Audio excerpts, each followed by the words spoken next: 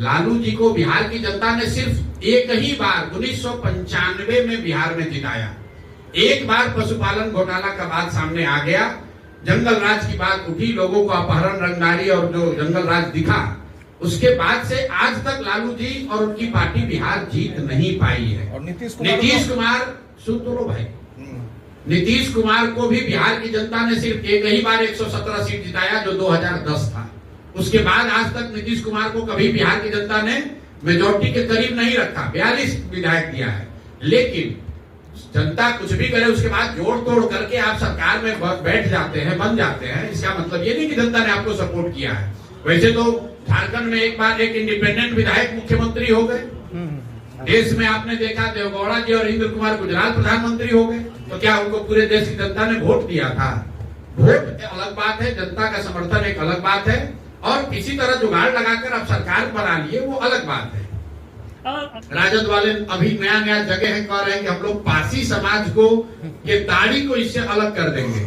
कोई पत्रकार ये नहीं पूछा कि जब शराबबंदी लागू किया गया था 2016 में, तो आप कहां थे? आप शराबबंदी कानून बनाने के समय खुद उस सरकार में डिप्टी सीएम थे। और मान लीजिए कि उसके बाद आपको समझ में आया कि पासी समाज के साथ गलती हो रहा है, तो अभी फिर 1.5 वर्ष आप डिप्टी सीएम थे, फिर उस समय सुधार देते।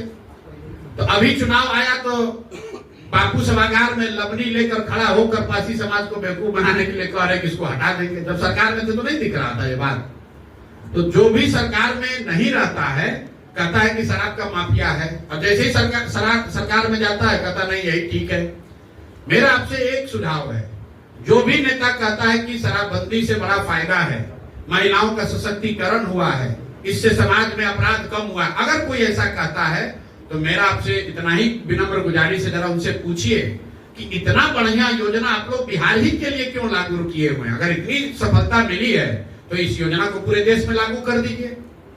अरे भाई, भाजपाइयों से पूछिए कि इतना बढ़िया लड्डू बिहार के लोगों को काहे खिला रहे हो, यूपी में भी लागू करो। मोदी जी को कहो कि अगर क्या देश की महिलाओं का सशक्तिकरण नहीं होना चाहिए?